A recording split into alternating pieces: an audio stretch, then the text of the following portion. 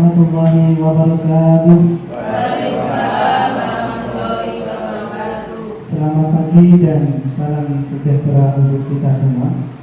Alhamdulillahirabbil alamin wassalatu wassalamu ala asrofil anbiya'i wal mursalin sayyidina wa maulana Muhammadin wa ala alihi wa sahbihi ajma'in.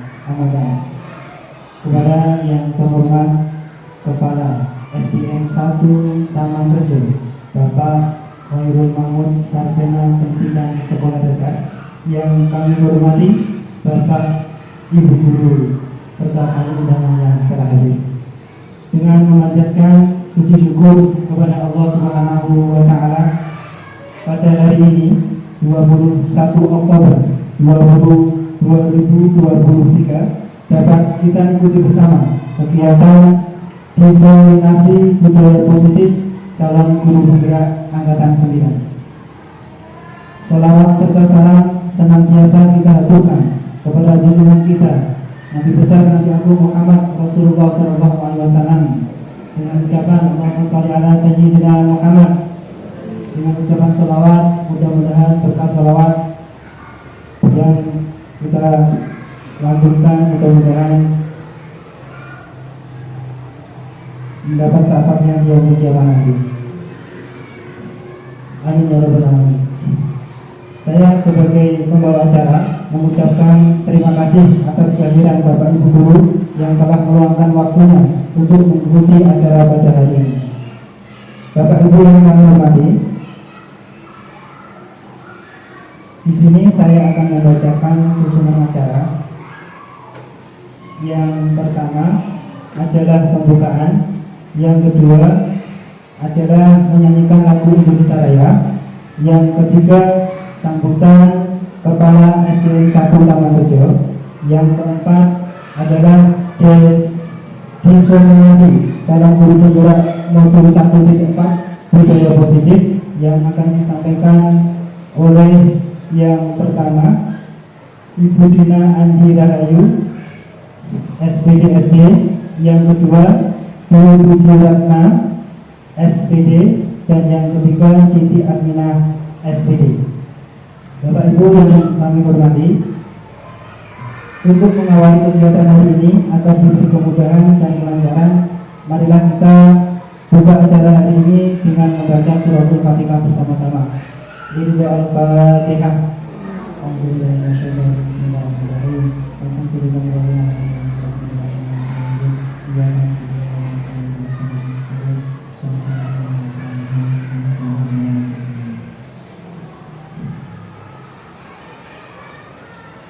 Acara yang kedua adalah menyanyikan lagu Indonesia Raya.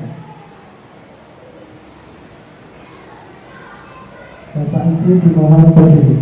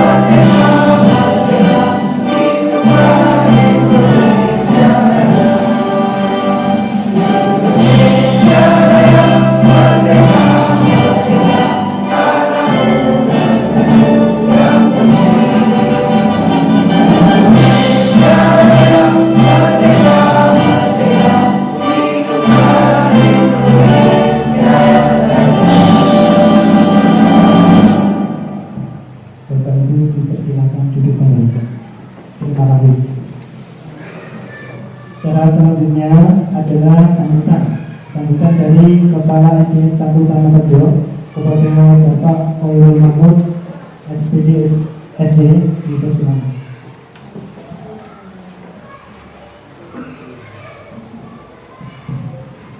Assalamualaikum warahmatullahi wabarakatuh. Alhamdulillah, alhamdulillah, syukurillah, wa bi'idznillah, wa la quwwata illa billah. Yang saya hormati Bapak Ibu guru SDN 1 Tanah Rejo, dan kebetulan pada pagi hari ini sampai akhir nanti yang selalu mendapatkan syafaatnya di yaumul qiyamah. Amin.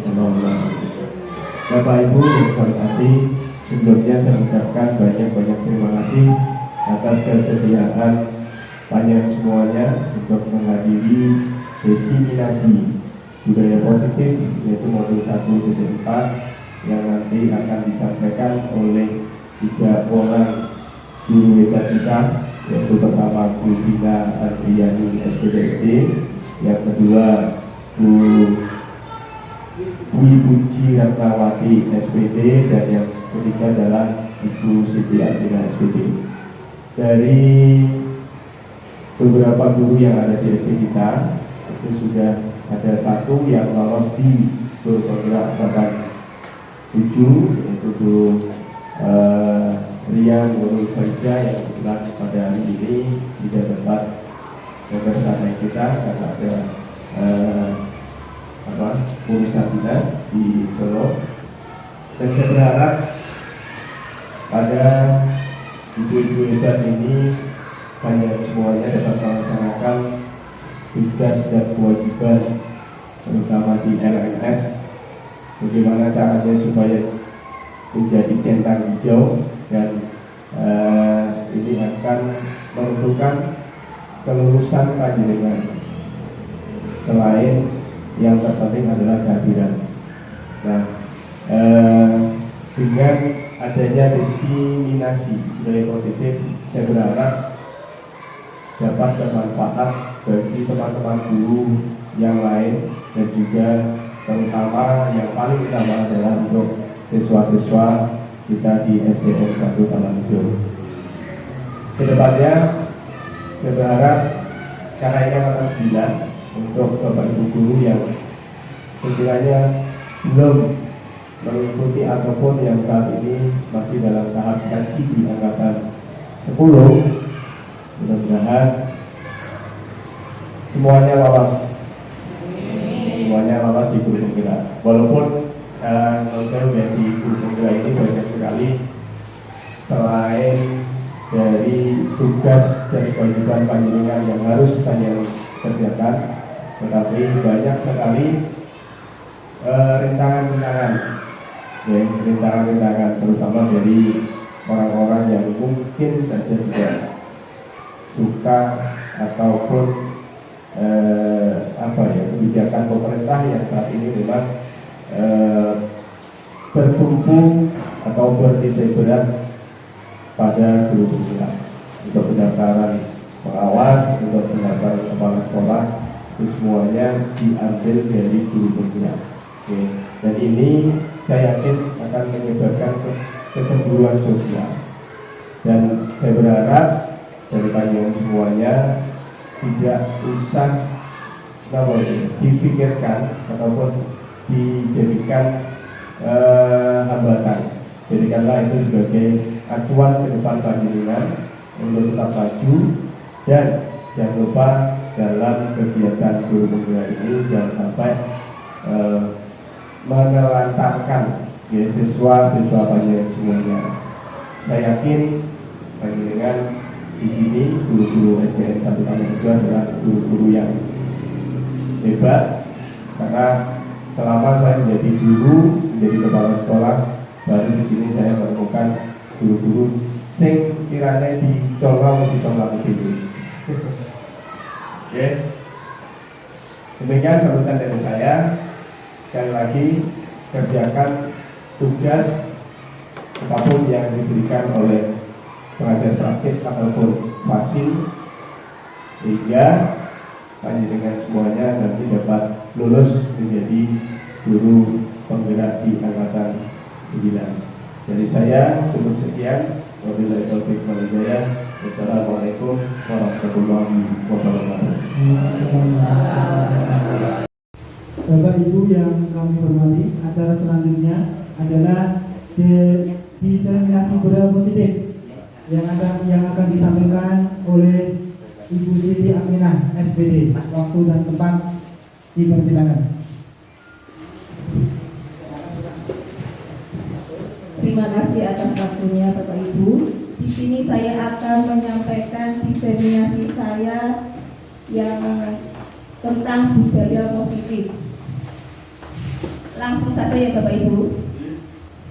Perkenalkan, ini ada Pak Edi Rahno sama itu Putri Astuti dan saya sendiri. Dan Pak Edi Rahno sama juga Besina tadi fasilitator saya. Dan Putri Astuti ini pengajar praktik saya yang berada di bekerja di SMA Tunjungan.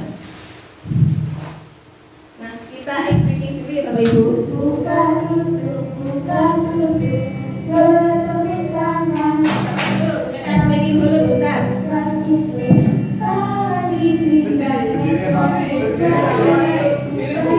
Ya, ini Bapak Ibu ya. Kita ulangi lagu ya Bapak Ibu.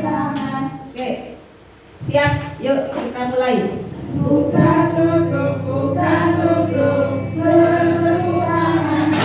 Bukan duduk, tangan di pinggang enak. Bukan duduk, tangan di bahu enak. Bukan duduk, bertepuk tangan. Digulung-gulung, sambil tertawa. Digulung-gulung, sambil menangis.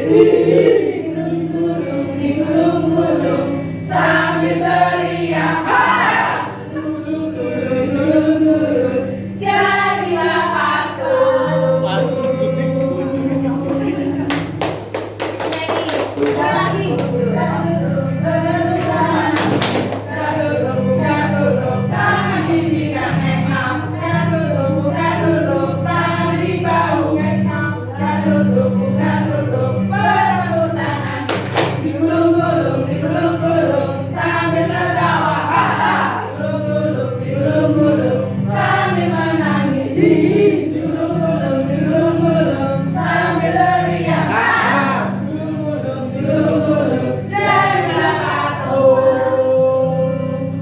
Terima kasih.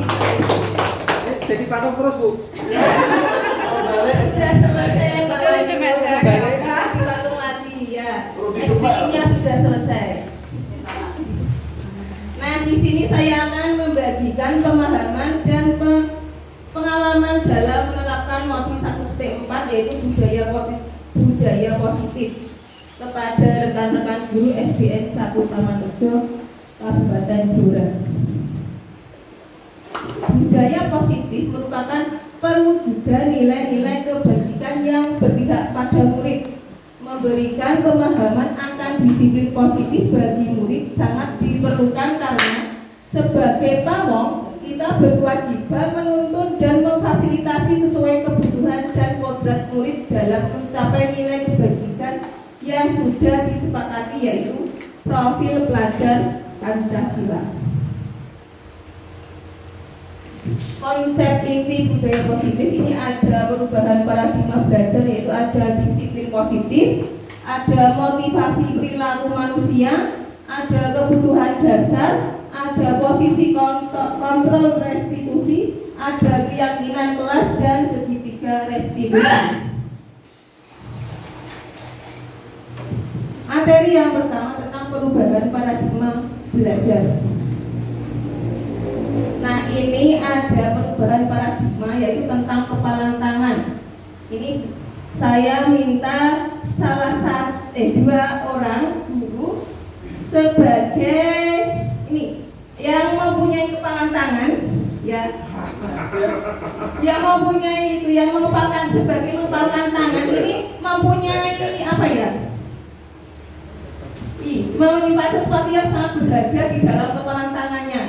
Nanti ada temannya mencoba dengan sekuat tenaga ini dengan berbagai cara, yaitu dengan cara membujuk, mengancam, menghabis, merayu atau menyuap, nah apa saja yang bisa untuk membuka tangan tersebut. Ini boleh dipraktekkan ya Ibu? Boleh. Silakan siapa yang mau praktek Bu Yesi sama siapa? Silakan Bu Yesi menyiapkan kepala tangan itu berupa apa? Ya. Nanti akan dibuka oleh siapa ini? Bu Ratna. Ya. Saya akan mengitik-itik dari Bu. Dengan cara apa nanti Bu Ratna akan membukanya? Boleh silakan. Yang penting bisa membuka kepala tangan tersebut. Silakan. Boleh kanan, boleh kiri. Boleh. Boleh berkata apa Ibu? Itik-itik. Berapa? Mau berapa? Dari berapa? Mau bayar nih.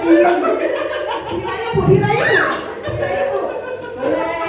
Gak bisa Bu, ini terlalu kuat. Terlalu kuat, iya terlalu gede. Iya.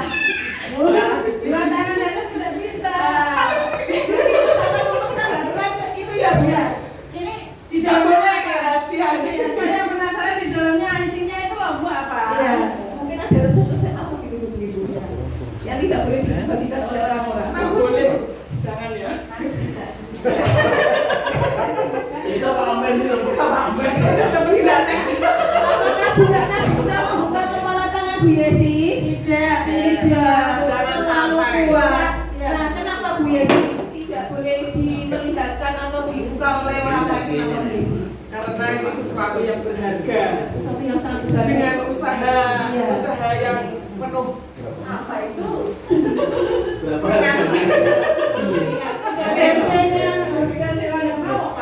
Enggak mau, dirayu enggak mau, dikit-dikit enggak mau ya Bu ya. Iya. Banyak percobaan. Tidak merasa kecewa apa tidak? Iya, karena tidak bisa membuka Bu. Oh iya.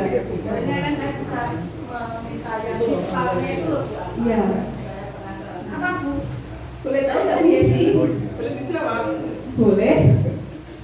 Ini yang saya genggam dengan erat. Ini adalah usaha. Mempertahankan. Saya mempertahankan suami Pak. Bukan aku. Ini adalah usaha tambahan sebagai guru. Oh, ya bisa menghasilkan uang ternyata. Iya, ini menghasilkan uang. Insya Allah dengan rezeki Allah, semoga berkah. Tapi tetap saya simpan. Adalah resep makaroni keju.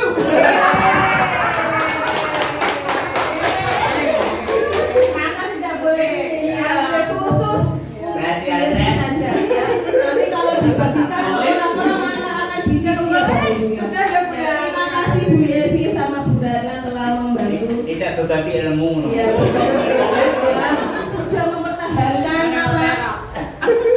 Ya tadi istilahnya ya. Nah, itu tadi. Nah, yang terjadi tadi apa Bapak Ibu? Oyo-oyoan. Ya. Oyo-oyoan tetap ada yang tetap mempertahankan ya.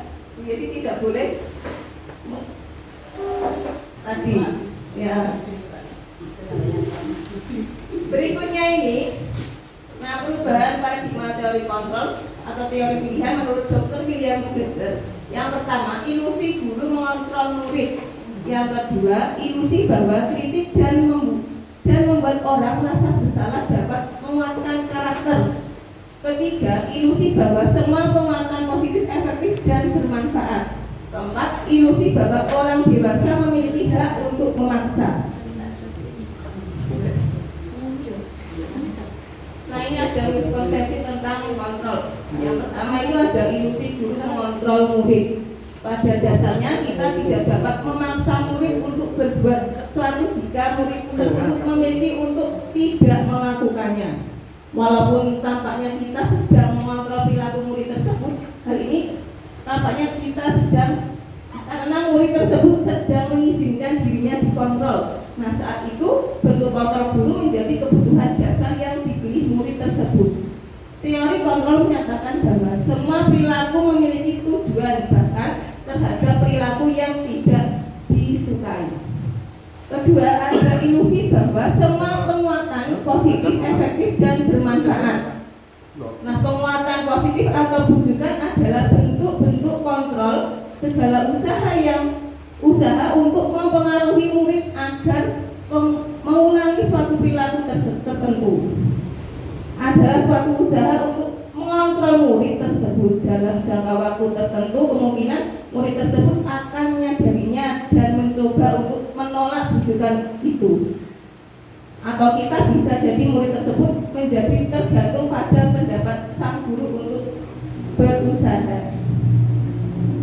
Ilusi yang ketiga itu ada ilusi bahwa kritik dan membuat orang merasa bersalah dapat menguatkan karakter. Menggunakan kritik dan rasa bersalah untuk mengontrol murid menuju pada identitas gagal. Mereka belajar untuk merasa buruk tentang diri mereka. Mereka mengembangkan dialog diri yang negatif. Kadang sulit bagi guru untuk mengidentifikasi bahwa mereka itu melakukan perilaku ini, karena seringkali guru cukup menggunakan suara halus untuk menyampaikan pesan negatif. Sedangkan ilusi yang keempat itu bahwa orang dewasa memiliki hak untuk memaksa. Banyak orang dewasa yang percaya bahwa mereka itu memiliki tanggung jawab untuk membuat murid-murid berbuat hal-hal tertentu. Apapun yang dilakukan dapat diterima selama ada sebuah kemajuan berdasarkan sebuah pengukuran kinerja. Nah, pada saat itu pula orang dewasa akan menyadari bahwa perilaku memaksa tidak akan efektif untuk jangka waktu panjang, dan sebuah hubungan permusuhan akan terbentuk. Budaya politik perubahan paradigma stimulus respon lawan teori kontrol. Bagaimana seseorang bisa berubah dari paradigma stimulus respon kepada pendekatan teori kontrol? Jika kita melakukan perubahan perlahan dan kemajuan sedikit demi sedikit, maka kita perlu mengubah sikap atau perilaku kita. Tetapi jika kita ingin memperbaiki cara-cara utama kita, maka kita perlu mengubah cara pandang kita terhadap dunia, cara berpikir kita tentang manusia lain. Ini ada perubahan paradigma stimulus respon, teori kontrol atau teori pilihan. Nah, siapa sesungguhnya yang memiliki kontrol? Nah, stimulus respon itu kita mencoba mengubah orang agar berpandangan sama dengan kita. Sedangkan teori kontrol atau pilihannya apa, Bapak Ibu? Bahwa kita itu berusaha memahami pandangan orang lain tentang dunia. Terus stimulus respon berikutnya itu perilaku buruk dilihat sebagai suatu kesalahan. Sedangkan teori kontrolnya yaitu semua perilaku itu memiliki tujuan. Stimulus respon berikutnya yaitu saya bisa mengontrol orang lain. Sedangkan teori kontrolnya apa? Hanya Anda yang bisa mengontrol diri Anda. Terus saya bisa mengontrol orang lain, Anda tidak bisa mengontrol orang lain. Pemaksaan ada pada saat bukan gagal. Sedangkan teori kontrolnya kolaborasi dan konsensus menciptakan pilihan-pilihan baru. Terus yang terakhir ada model berpikir menang kalah. Sedangkan teori kontrol apa, Bapak Ibu? Ya, modelnya itu berpikir menang, hanya ingin menang. Nah, ini materi yang kedua tentang disiplin positif. Nah, apakah makna disiplin? Berasal dari bahasa Latin disiplina yang artinya itu belajar. Makna asal dari kata ini berkonotasi dengan disiplin diri dari murid-murid Sokrates dan Plato. Disiplin diri membuat orang mengalami potensinya menuju sebuah tujuan apa yang dia hargai. Namun dalam budaya kita, makna kata disiplin telah berubah menjadi suatu yang dilakukan seseorang pada orang lain untuk mendapatkan Tuhan. Nah, kecenderungan umum adalah menghubungkan kata disiplin dengan ketidaknyamanan, bukan dengan apa yang kita hargai atau pencapaian suatu tujuan yang mulia. Ini ada nilai-nilai kebajikan universal. Nilai-nilai kebajikan adalah itu sifat-sifat positif manusia yang merupakan tujuan mulia yang ingin dicapai setiap individu. Nilai-nilai tersebut bersifat universal dan lintas bahasa, suku bangsa, agama maupun latar belakang. Ini setiap perilaku itu perbuatan itu memiliki suatu tujuan. Itu menurut Dr. William Glasser pada teori kontrol tahun 1984. Nah, sedangkan menurut Diana Gosel, dengan mengaitkan nilai-nilai kebajikan yang diyakini seseorang, maka motivasi intrinsiknya akan terbangun sehingga menggerakkan motivasi diri dalam untuk dapat mencapai tujuan mulia yang diinginkan. Nah, nilai-nilai kebajikan yang ingin dicapai oleh setiap anak Indonesia itu kita kenal dengan apa Bapak Ibu? Profil pelajar Pancasila, yaitu isinya tentang apa saja? Beriman, bertakwa pada Tuhan Yang Maha Esa, dan berakhlak mulia, mandiri, berarah kritis, berkebinekaan global, bergotong royong, dan kreatif. Nah, kita sering menyanyikannya di dalam kelas ya Bapak Ibu. Nah, berarti kita sudah bisa mempraktekannya. Kita nyanyi sama-sama ya Bapak Ibu. Profil pelajar Pancasila. Ya, silakan nyanyi bareng-bareng ya Bapak Ibu. 3, 2, 1. Belajar Pancasila, beriman dan bertakwa pada Tuhan Yang Esa, dan berakhlak mulia, berkebinekaan global, gotong royong mandiri, kreatif dan bernalar kritis. Yang tadi saya lihat ada ibu guru kelas 1 dengan menyanyikan menggunakan gerakan.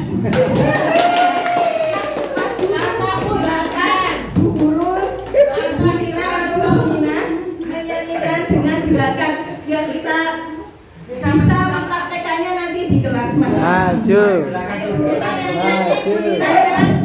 maju, maju, maju, maju, maju. Gerakan dundutan ya. Yang lain ikut berdiri menyanyikan lagu Profil Pelajar Pancasila ya. Silakan di depan Bumina. Sak gelar ngono. Ya. Siap, Nek. Siap. Oke, 3, 2, 1. Pelajar Pancasila, beriman dan bertakwa pada Tuhan Yang Esa, dan berakhlak mulia, berkebinekaan global, gotong royong mandiri, kreatif dan bernalar kritis. Lagi Bu, lagi. Biar dapat ya. Buninanya yang pesan. Bunda yang semangat ya Bunina. Kita melakukan praktek bagian. Kacamatanya sih. Dia. Ya semangat. Ayo, 1, 2, 3. Belajar Pancasila, beriman dan bertakwa pada Tuhan Yang Esa, dan berakhlak mulia, berkebinekaan global, gotong royong mandiri, kreatif dan bernalar kritis. Pusing. Terima kasih Bumina. Gimana Bapak Ibu? Sudah bisa semua? Sudah. Nanti bisa dipraktekannya di kelas masing-masing ya Bapak Ibu. Nah ya, kita kan juga bisa dipraktekan di lapangan ya Bapak Ibu. Ini ada materi yang ketiga itu tentang motivasi perilaku manusia. Nah, semua perilaku mempunyai tujuan. Nah, Diana dosen dalam bukunya Restitusi Kontrol Disiplin menyatakan ada 3 motivasi perilaku manusia. Yang pertama itu adalah untuk menghindari ketidaknyamanan atau hukuman. Apa yang akan terjadi apabila saya tidak melakukannya? Nah, itu adalah motivasi dan eksternal dari eksternal. Ya. Yang kedua, untuk mendapatkan imbalan atau penghargaan dari orang lain. Nah, apa yang akan saya dapatkan apabila saya melakukannya? Ini juga termasuk motivasi eksternal.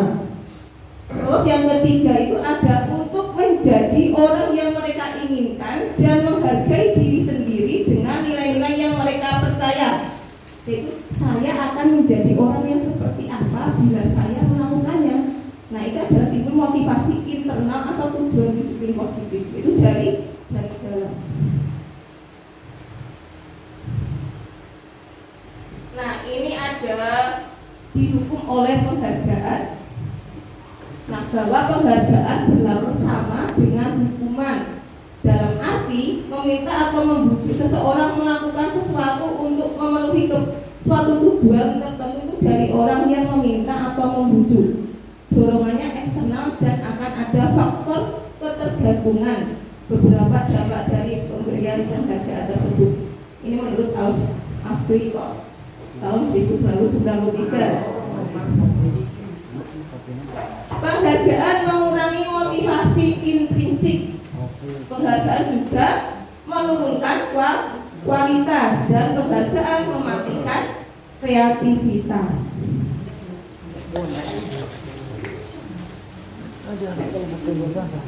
Ini ada perbedaan antara hukuman, konsekuensi sama restitusi. Kalau hukuman itu bersifat satu arah. Guru membuat aturan dan murid menerima hukuman tanpa melalui kesepakatan. Hukuman bisa berupa fisik atau psikis. Anak disakiti dengan dalam jangka panjang, ya. Kalau konsekuensi, nah ini bersifat 2 arah. Aturan yang sudah dibahas, disetujui dan disepakati oleh guru dan murid. Murid mengetahui konsekuensi jika ada pelanggaran. Nah, murid tidak nyaman jam itu jangka pendek. Nah, guru sebagai monitor atau monitor murid, ya. Kalau restitusi itu bukan untuk menebus kesalahan, namun untuk belajar dari kesalahan. Restitusi menuntut untuk melihat ke dalam diri. Restitusi mencari kebutuhan dasar yang mendasari tindakan. Sedangkan restitusi juga fokus pada solusi, bagaimana penyelesaiannya, ya. Nah, ini ada perbedaan antara hukuman sama konsekuensi. Hukuman itu sesuatu yang menyakitkan harus terjadi, sedangkan konsekuensi itu sesuatu yang harus terjadi. Hukuman membuat anak sakit fisik maupun hati untuk jangka waktu yang lama. Sedangkan konsekuensi itu membuat anak merasa tidak nyaman dalam jangka waktu pendek. Ya, anak membenci kedisiplinan itu hukuman. Sedangkan konsekuensi anak menghargai disiplin. Hukuman itu paksaan, sedangkan konsekuensinya itu stimulus atau tanggapan. Hukuman mendorong anak menyakiti diri sendiri, sedangkan konsekuensi itu mendorong anak agar mudah menyesuaikan diri. Hukuman konsep diri yang buruk, sedangkan konsekuensi konsep diri yang baik. Hukuman anak belajar untuk menyembunyikan kesalahan, sedangkan konsekuensi anak belajar untuk mematuhi peraturan. Hukuman itu marah, rasa bersalah, dipermalukan, merasa tak dihargai, sedangkan konsekuensi kehilangan hak dibuat tidak nyaman, diasingkan untuk sementara atau itu adalah perbedaan hukuman dan konsekuensi. Nah, menurut Bapak Ibu, ini tugas perbedaan antara hukuman dan konsekuensi. Tindakan guru jika mencatat 100 kali di dalam buku kalimat saya tidak akan terlambat lagi karena terlambat ke sekolah. Menurut Bapak Ibu itu hukuman atau konsekuensi? Hukuman. Terus lari mengelilingi lapangan basket 2 kali karena terlambat hadir di sekolah. Itu termasuk hukuman atau konsekuensi? Hukuman. Ketiga, murid diminta untuk push up 15 kali karena tidak menggunakan masker ke sekolah. Termasuk hukuman. Menggantikan kertas tugas teman yang telah dicoret-coret. Termasuk apa Bapak Ibu? Konsekuensi. Terus kemudian ada membersihkan tumpahan air di meja tulis karena tersenggol pada saat belajar. Termasuk apa Bapak Ibu? Konsekuensi. Murid disuruh untuk mengenakan sepatu seharian di sekolah karena tidak mengenakan sepatu hitam. Termasuk apa Bapak Ibu? Hukuman. Dan yang terakhir, lari mengelilingi lapangan basket 2 kali karena terlambat 10 menit untuk pelajaran PJOK. Termasuk apa Bapak Ibu?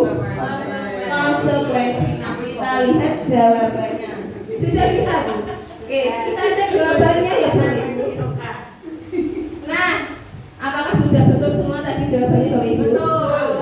Alhamdulillah. Berarti sudah paham tentang antara hukuman sama konsekuensi.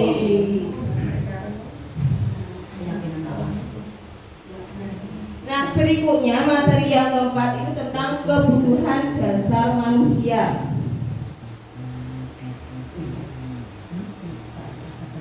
Ada 5 kebutuhan dasar manusia menurut William Glasser. Seluruh tindakan manusia itu memiliki tujuan tertentu, yaitu memenuhi kebutuhan dasarnya. Nah, 5 kebutuhan dasar manusia itu yang pertama adalah bertahan hidup, kasih sayang dan rasa diterima, ada penguasaan, ada kebebasan, ada kesenangan.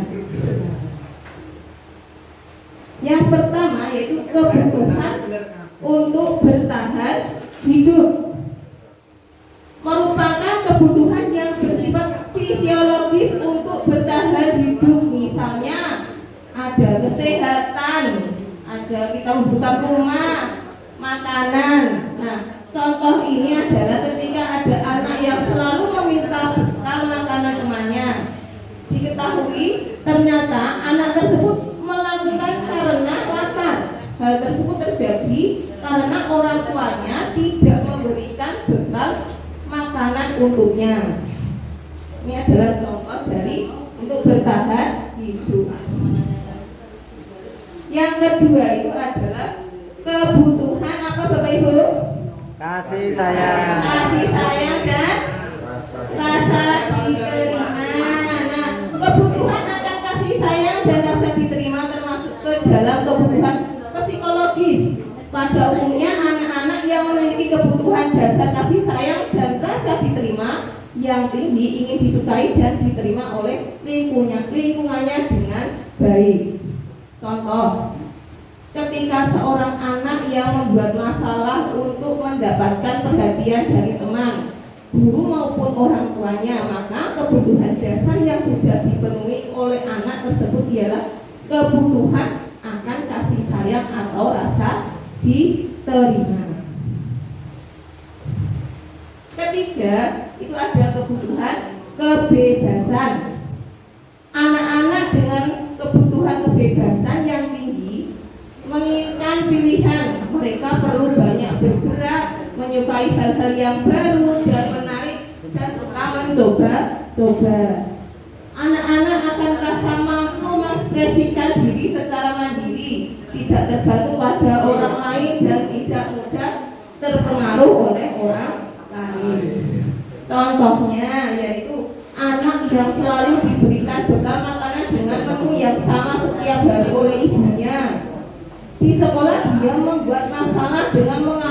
memaksa bekal milik teman-temannya. Itu adalah contoh kebutuhan kebijaksanaan. Ada yang seperti itu? Ada.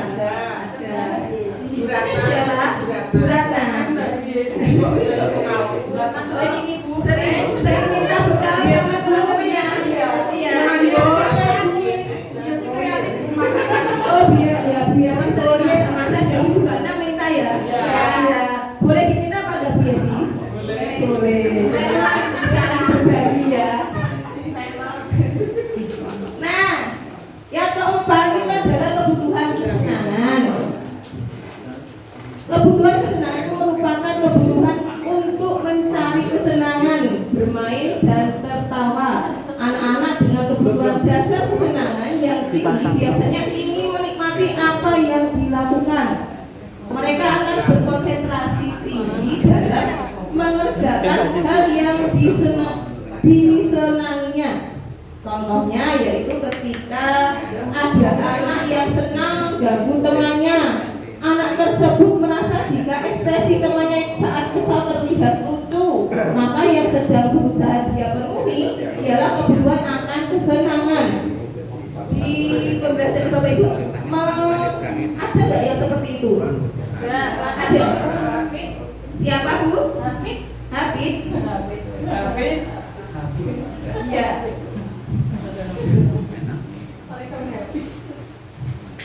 Ya ini yang keempat itu adalah kebutuhan penguasaan.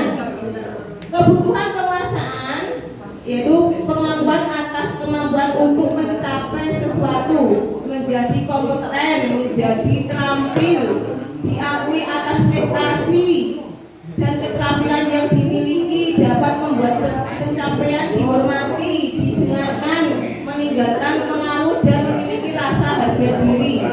Anak-anak yang memiliki kebutuhan dasar akan penguasaan yang tinggi biasanya selalu ingin menjadi pemimpin.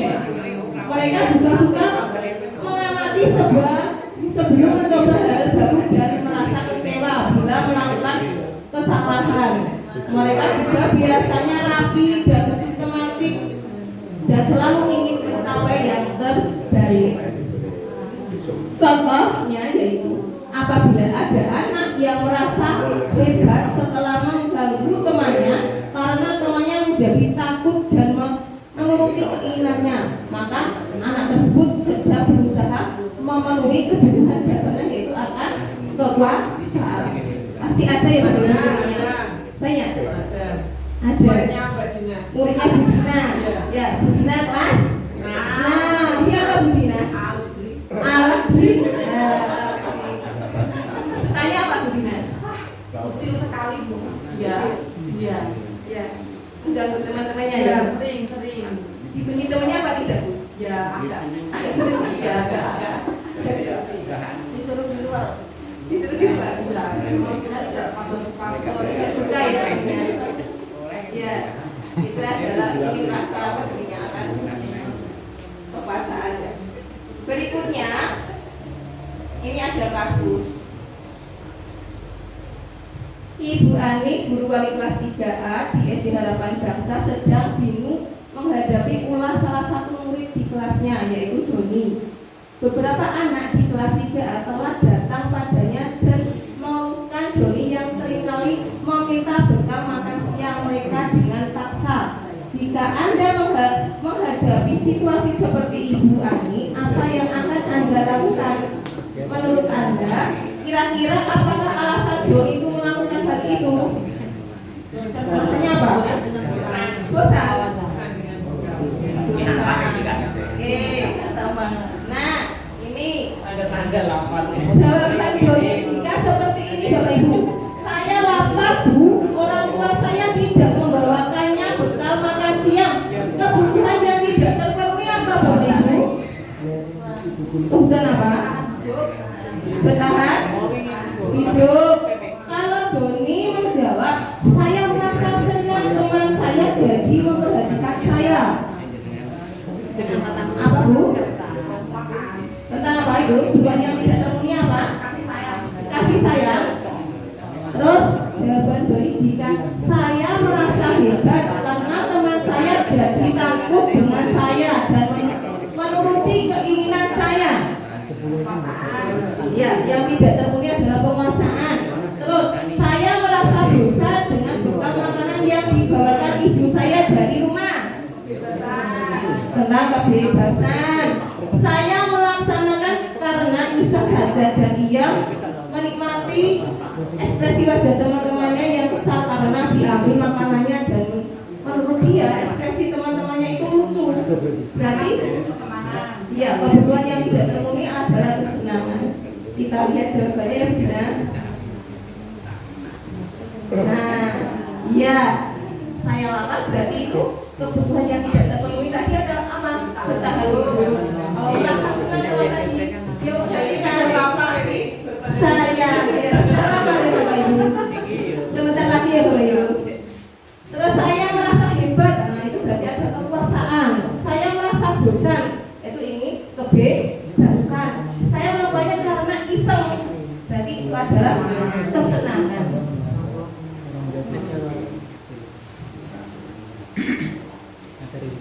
Nah ini materi yang kelima tentang posisi kontrol restitusi.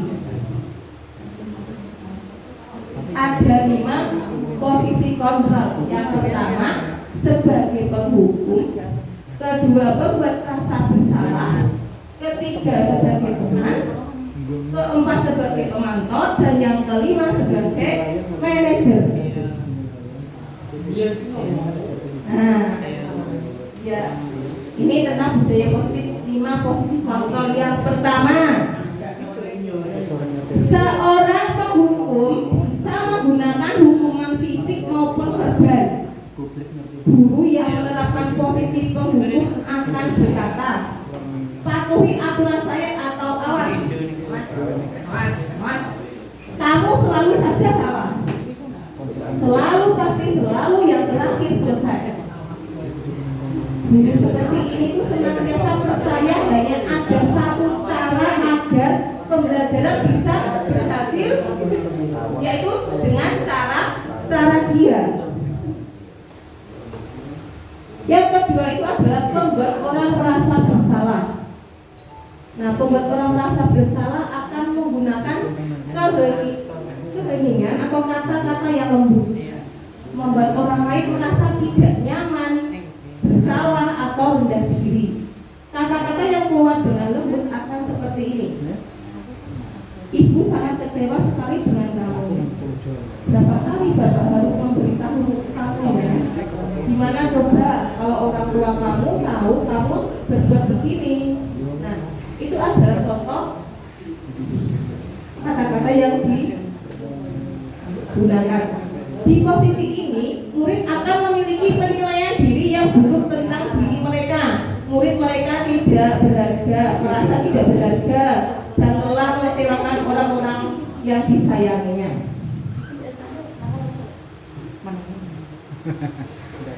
Yang ketiga, posisi kontrol yang ketiga ada teman. Guru pada posisi ini tidak akan menyakiti murid, namun akan tetap berupaya mengontrol murid selalu melalui persuasi. Posisi teman pada guru bisa negatif ataupun positif. Positif di sini berupa hubungan baik yang terjalin antara guru dan murid. Nah, guru yang menerapkan posisi kontrol ini akan berkata, apa Bu Nina? Kita akan bagaimana? Ayo, bantulah ini Bapak ya, yang kedua. Ayo ingat tidak bantuan Bapak selama ini. Ayo ingat tidak bantuan Bapak selama ini. Yang ketiga, ya sudah kali ini tidak apa-apa. Nanti Ibu bantu bersihkan ya. Nah, itu adalah contoh-contoh yang dilakukan oleh posisi kontrol pada teman. Kata-katanya. Hal negatif dari posisi teman adalah bila suatu saat guru tersebut tidak membantu, maka murid akan merasa dikecewakan dan tidak mau lagi berusaha. Hal ini yang mungkin timbul adalah murid hanya akan bertindak untuk guru tertentu dan tidak untuk guru lainnya. Murid akan apa? guru Kok langsung saja. langsung? Sampai masuk Mboten. Nah, yang keempat posisi kontrol yang keempat itu monitor atau pemantau. Monitor berarti itu mengawasi. Pada saat kita mengawasi, kita bertanggung jawab atas perilaku orang-orang yang kita awasi. Posisi pemantau berdasarkan pada peraturan-peraturan dan konsekuensi. Pertanyaan yang sering diajukan seorang pemantau adalah peraturannya apa? Apa yang telah kamu lakukan? Saksi atau konsekuensinya apa? Itu adalah pertanyaan yang diajukan oleh seorang pemantau.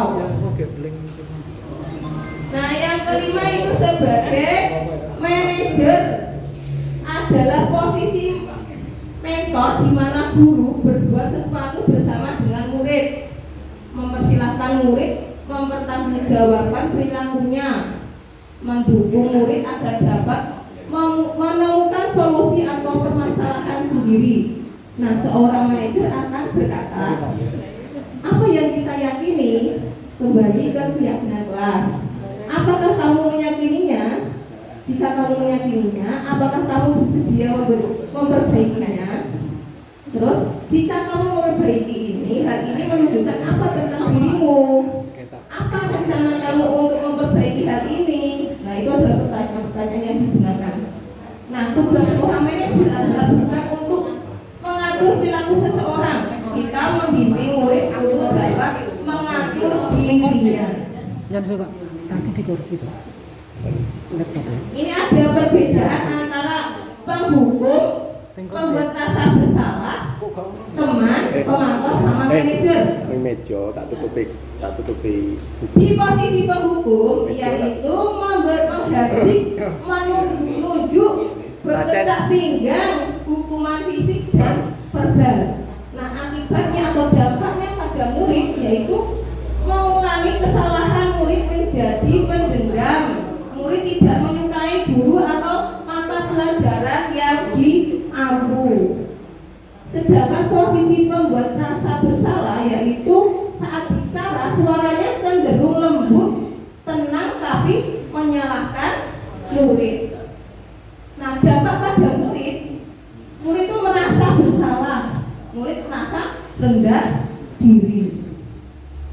Terus posisi teman, suara guru itu ramah, cenderung bersendau gurau untuk menghangatkan suasana. Dampaknya pada murid yaitu tergantung pada seseorang, tidak mandiri dan tidak dapat berpikir untuk diri sendiri. Untuk posisi pemantau itu suaranya datar, tidak emosi, bersendau gurau. Terus mengarahkan murid berdasarkan peraturan dan konsekuensi. Nah, dampaknya pada murid yaitu menitik beratkan pada sanksi atau hadiah yang didapatnya. Terus menyesuaikan diri juga diawasi. Terus yang kelima ada posisi manajer. Di posisi manajer ini suara guru itu netral. Terus mengajukan pertanyaan bermakna untuk membuka pikiran murid. Nah, guru membimbing murid memecahkan masalah masalahnya sendiri. Terus dampaknya pada murid yaitu murid menjadi mandiri, terus percaya diri dan mampu memecahkan masalah. Menurut Anda, pertanyaan-pertanyaan berikut ini, siapakah yang mengatakan saya kecewa sekali dengan kamu? Siapa yang mengatakan? Posisi apa yang mengatakan seperti itu? Saya kecewa sekali dengan kamu. Siapa yang mengatakan? Posisi siapa? Atau penghukum atau merasa apa? Penghukum. Merasa bersalah. Apa merasa bersalah? Atau merasa bersalah? Manajer atau manajemen? Merasa bersalah. Merasa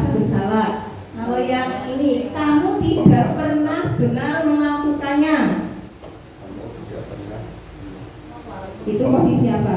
Yang mengatakan. Membuat rasa bersalah. Membuat rasa bersalah. Ayolah lakukanlah demi ibu atau bapak sebagai bapak siapa? Teman. Apakah kamu mau mendapatkan stiker bintang hari ini?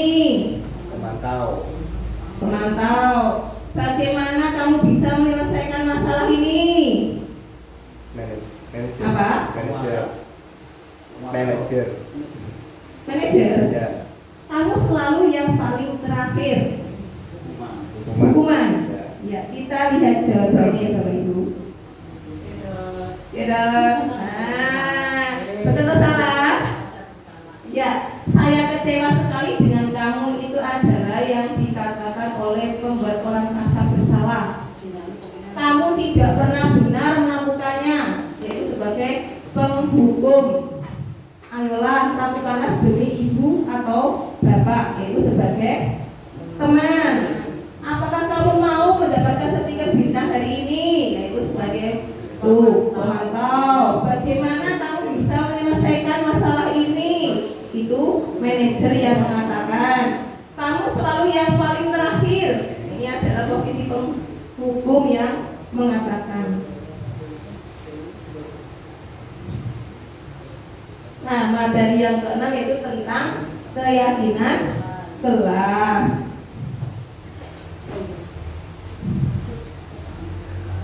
Mengapa kita memiliki peraturan harus menggunakan helm bila mengendarai kendaraan roda 2? Kenapa Bapak Ibu? Karena apa? Untuk apa? Supaya apa?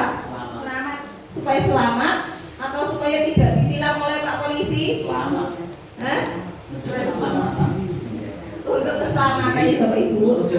Nah ya, kita menggunakan helm saat berkendaraan roda 2 itu hanya untuk menjaga keselamatan diri. Mengapa keyakinan bukan peraturan?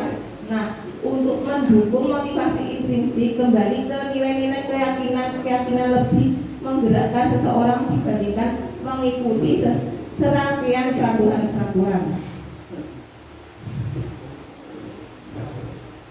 Keyakinan yaitu nilai-nilai kebajikan universal yang disepakati secara tersirat dan tersurat, lepas dari latar belakang suku, negara, bahasa, maupun agama.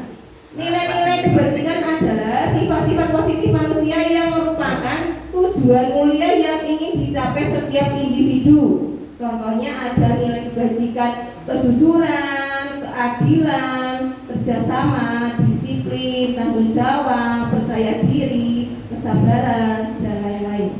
Nah, ada keyakinan kelas adalah, kalau keyakinan kelas adalah nilai-nilai kebajikan yang telah disepakati bersama oleh anggota dalam kelas tersebut. Nah, ini cara pembentukan keyakinan sekolah atau kelas. Yang pertama, keyakinan kelas bersifat lebih abstrak daripada peraturan yang lebih rinci dan konkret. Kedua, keyakinan kelas berupa pertanyaan-pertanyaan universal. Ketiga, pernyataan keyakinan kelas senantiasa dibuat dalam bentuk positif. Keyakinan kelas yang keempat yaitu hendaknya tidak terlalu banyak sehingga mudah diingat dan dipahami oleh semua warga kelas. Berikutnya, keyakinan kelas sebaiknya sesuatu yang dapat diterapkan di lingkungan tersebut. Terus semua warga kelas hendaknya ikut berkontribusi dalam pembuatan keyakinan kelas lewat kegiatan curah pendapat.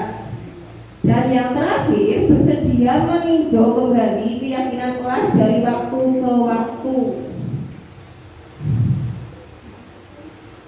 Berikutnya ini ada prosedur pembentukan keyakinan kelas.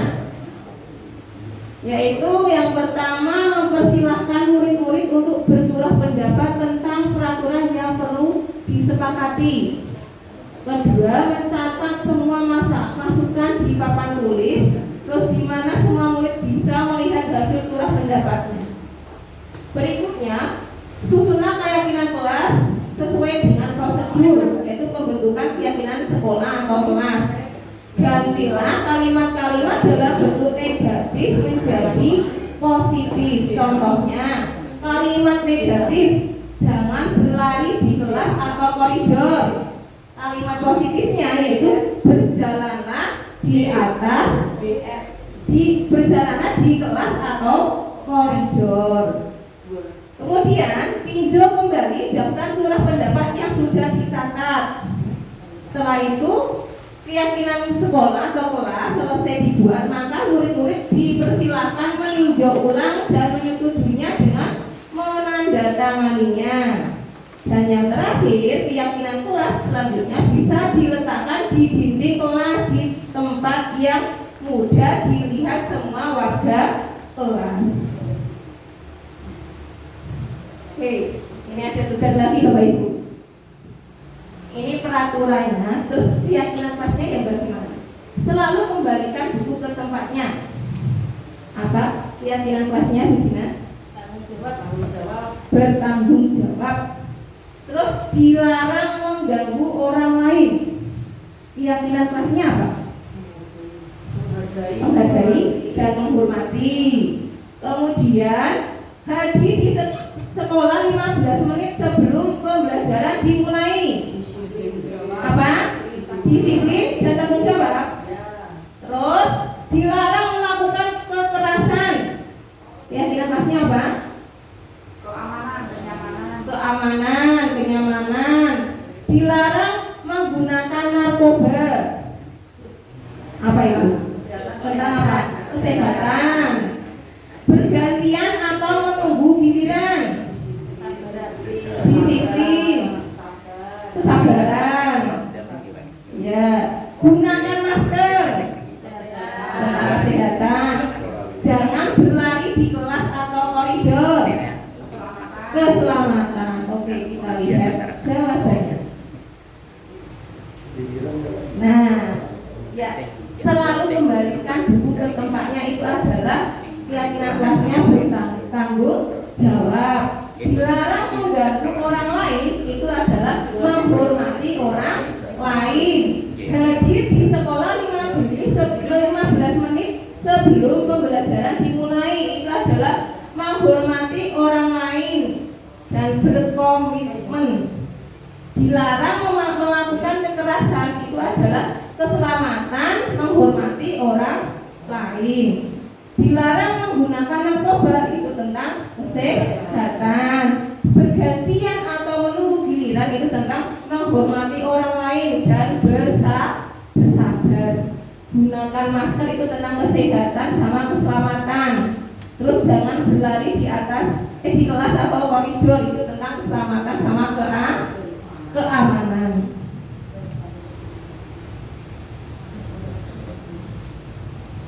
Nah, ini materi yang ke-7 tentang segitiga restitusi.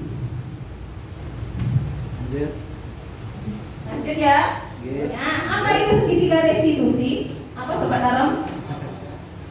Proses menciptakan kondisi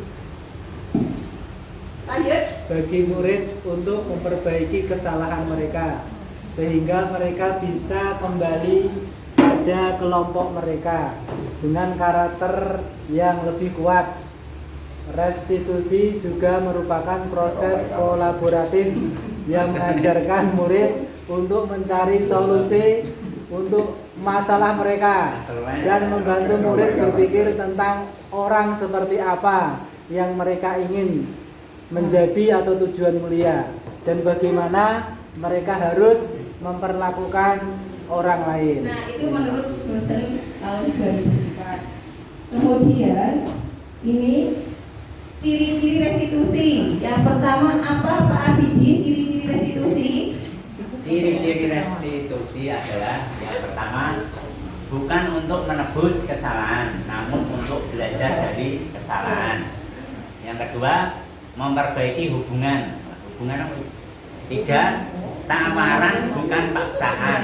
Empat, restitusi menuntun untuk melihat ke dalam diri. Yang kelima, restitusi mencari kebutuhan dasar yang mendasari tindakan. Yang keenam, restitusi diri adalah cara yang paling baik. Yang ketujuh, restitusi fokus pada karakter bukan tindakan. Yang kedelapan, restitusi fokus pada solusi. Yang terakhir, restitusi mengembalikan murid yang berbuat salah pada kelompoknya.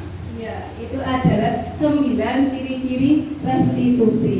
Sudah paham ya Bapak Ibu? Ada 9 ciri-cirinya.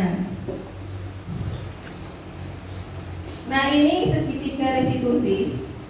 Yang pertama, kita menstabilkan identitas.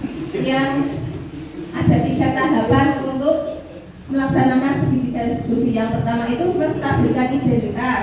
Terus validasi kebutuhan. Ketiga, menanyakan keyakinan.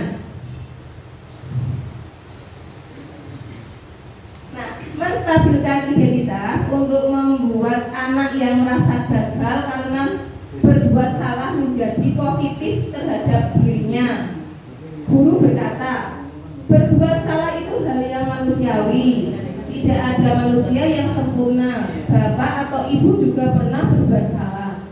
Kita pasti bisa menyelesaikan permasalahan ini. Bapak atau ibu tidak tertarik untuk mencari tahu siapa yang benar, siapa yang salah. Bapak ibu lebih tertarik untuk menyelesaikan masalah. Ini yang dikatakan oleh untuk menstabilkan identitas. Kemudian validasi kebutuhan, yaitu membantu murid mengenali kebutuhan dasar yang ingin dipenuhinya ketika melakukan kesalahan itu. Nah, yang dikatakan guru yaitu yang pertama, kamu bisa saja kan melakukan hal yang lain lebih buruk, tapi kamu tidak melakukannya kan. Kedua, kamu pasti punya alasan mengapa melakukannya. Ketiga, apakah kamu bisa melakukan dengan lebih baik besok lagi. Keempat, maukah kamu belajar cara lain untuk mendapat yang kamu butuhkan tanpa harus memukul. Itu yang dikatakan guru untuk memvalidasi kebutuhan. Dan ketiga yaitu menanyakan keyakinan. Anak melihat kesalahan dihubungkan dengan norma sosial dan nilai-nilai yang mendasari manusia berinteraksi dengan orang lain. Nah, yang dikatakan guru, apa nilai yang kita percaya di kelas atau kelas sekolah kita? Terus nilai-nilai universal apa yang telah kita sepakati? Kamu ingin menjadi anak seperti apa? Kamu menjadi orang yang seperti apa? Nah, itu adalah yang dikatakan oleh guru untuk menanyakan keyakinan. Nah, ini ada implementasi yang sudah saya lakukan. Yang pertama, ini ada kasus kelas 3 ya. Pada suatu hari di kelas 3 itu semua siswa sedang mengumpulkan buku PR, namun ada satu siswa yang belum mengumpulkannya, yaitu dia. Kemudian Bu Siti mengajak siswa tersebut untuk ke kantor. Di sini saya bertindak sebagai manajer dan melakukan segitiga restitusi dalam memecahkan masalah murid.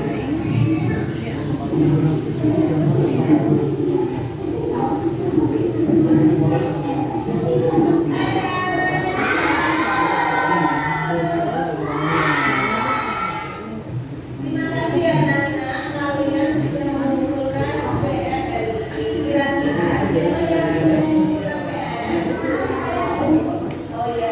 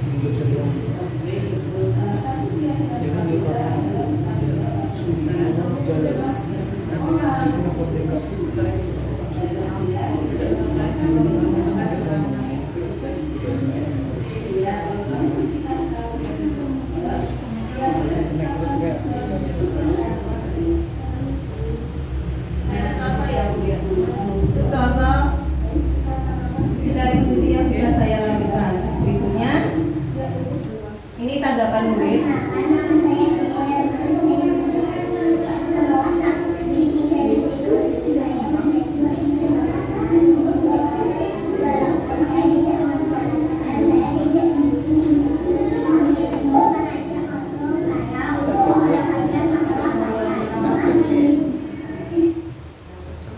Nah, kesimpulannya kita sebagai guru berupaya menciptakan budaya positif di sekolah dengan menerapkan disiplin positif, di mana keamanan dan keselamatan anak diutamakan untuk mencapai keselamatan yang setinggi-tingginya sesuai dengan ajaran Ki Hajar Dewantara. Karena pada dasarnya anak melanggar aturan karena mereka ingin memenuhi kebutuhannya. Sebagai guru yang berada pada posisi kontrol sebagai manajer harus menyelesaikan dengan segitiga restitusi. Dengan demikian anak dapat menumbuhkan nilai-nilai kebajikan yang diyakininya sehingga motivasi intrinsik muncul dari dalam diri anak. Ini pembuatan keyakinan kuat. Ini tulis yang berikutnya kita tulis di papan tulis.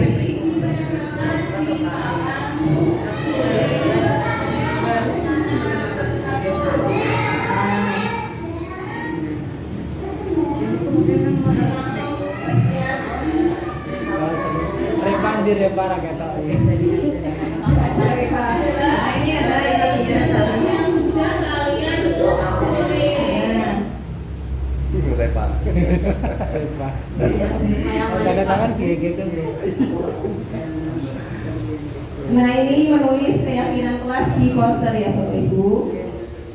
Kemudian ini ditandatangani oleh semua warga kelas anak-anak. Dan ini keyakinan kelasnya kita pasang di tembok atau di dinding. Dan ini respon murid saya.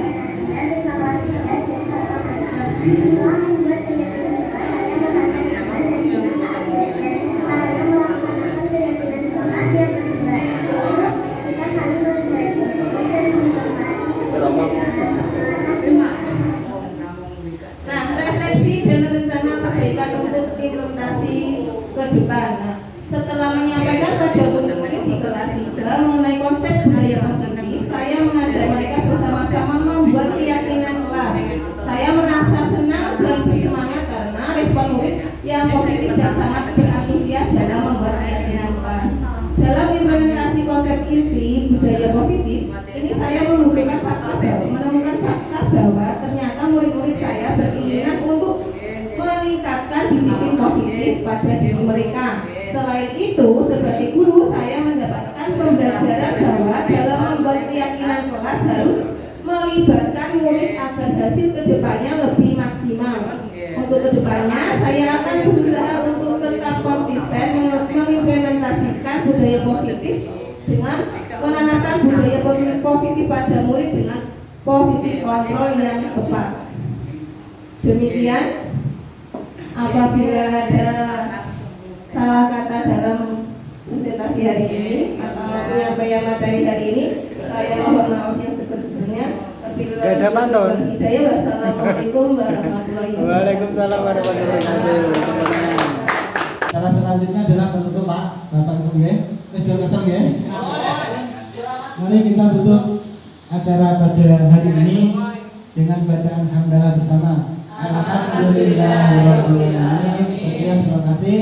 Saya selaku MC apabila berkat metode ingin pulau ngapunten sebesar-besarnya. Wassalamualaikum warahmatullahi wabarakatuh. Waalaikumsalam warahmatullahi wabarakatuh.